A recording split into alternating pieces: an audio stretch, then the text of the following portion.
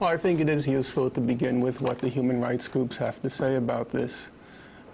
Let's leave aside the background for a moment and look narrowly at the incident that triggered the Israeli invasion. Let's see what the Hamas did not do, or the Palestinian militants did not do. Number one, they did not liquidate the corporal, which Israel routinely does, namely its political assassinations. That's a war crime under international law. Israel routinely does that. Hamas did not do that to the corporal. Number two, they didn't kill the corporal while trying to arrest him. Israel routinely does that. If you look in July 2005, B'Tselem, the Israeli Information Center for Human Rights in the Occupied Territories, it put out a very hefty report entitled "Take No Prisoners." And the report shows Israel routinely, during so-called arrest operations, kills Palestinians. Documents a case of a Palestinian who was wounded on the ground, no weapon. Israel killed him. Hamas didn't do that to the corporal. It's said by Paul, it said that they took him hostage. They kidnapped him. Okay, Israel routinely takes Palestinians, Lebanese hostage. In fact, Israel was the only country in the world in 1997 which legalized hostage-taking. The liberal head of the Israeli High Court, Aharon Barak, he said it's legal, it's legitimate under international law to take what he called bargaining chips in order to get prisoners, Israeli prisoners, being held by the Lebanese. The decision was reversed in 2000, but Israel continued to hold Lebanese hostages until 2004.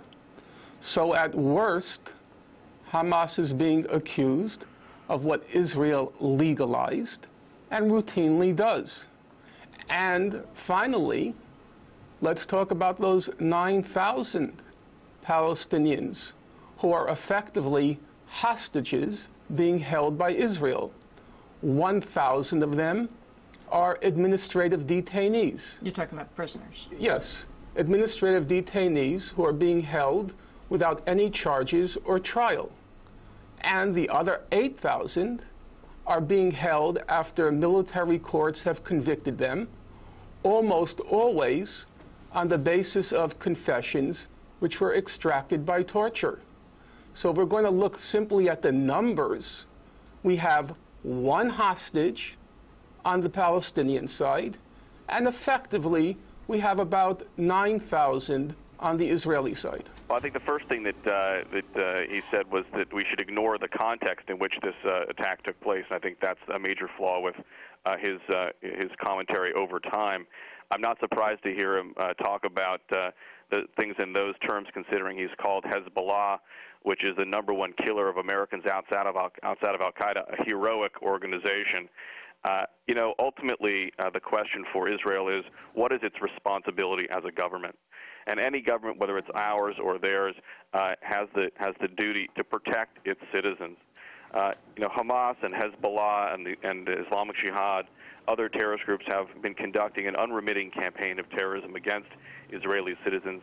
Hamas is an organization that fundamentally believes deep in its core that Israel does not have the right to exist. When they talk about an occupation, they're talking about Tel Aviv. That's why when this terrorist attack took place, it took place not in the Gaza Strip or in the West Bank, but inside Israel itself. They infiltrated Israel, digging a tunnel from underneath the home into the country of Israel, where they attacked soldiers who were not engaged in an offensive operation against any Palestinian. They murdered 2 of them, and they kidnapped 1 of them, and they're holding him a captive hostage. That is an act of war.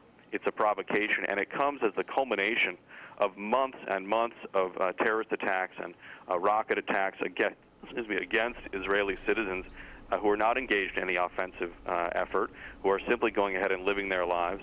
And that kind of terrorism is unacceptable and forces a response from any responsible government.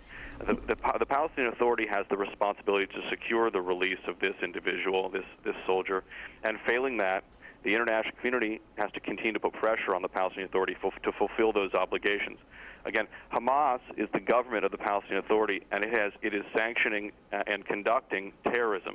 That's not an acceptable situation, and it cuts against the entire grain of fundamental international conduct. Norman Finkelstein, I'd like you to respond to that, and also the timing of this operation coming hours after Fatah and Hamas announced that they had agreed on a document that implicitly recognized Israel within its 1967 borders. Well, I want to first take note that Josh didn't respond to any of my claims about Israel taking hostages, about 9,000. I respected your time, Josh. I respected your time. Please do the same for me. He didn't respond to any of my claims about Israel taking hostages, routinely killing Palestinians taken prisoner, and so on and so forth. So let's turn to the issue that Josh wants to address, namely the context. I'm very happy to do so. Let's look at the context. Since Israel withdrew from Gaza in September 2005 till today, the estimates run between 7,000 and 9,000 heavy artillery shells have been shot and fired into Gaza. On the Palestinian side, the estimates are approximately 1,000 Qassam missiles, crude missiles, have been fired into Israel. So we have a ratio of between 7 and 9 to 1. Let's look at casualties. In the last 6 months, approximately 80 Palestinians have been killed in Gaza due to Israel artillery firing. Now, on the Israeli side, we hear all these terrible things about these Qassams. Even Shlomo Ben-Ami yesterday in your program, who I respect, he said, what's Israel to do about these Qassams? Well, what does the record show? I mentioned a moment ago, 80 Palestinians killed in 6 months. There have been exactly 8 Israelis killed in the last 5 years from the Qassam missiles. Again, we have a huge disproportion, a huge discrepancy. Now, Josh says Israel has a responsibility to protect its citizens. I totally agree with that. But Hamas is the elected government of the Palestinians. They have a responsibility to protect their citizens. They have a responsibility to get back their 9,000 hostages. They have a responsibility to protect their Palestinian civilians who are being daily attacked by Israel.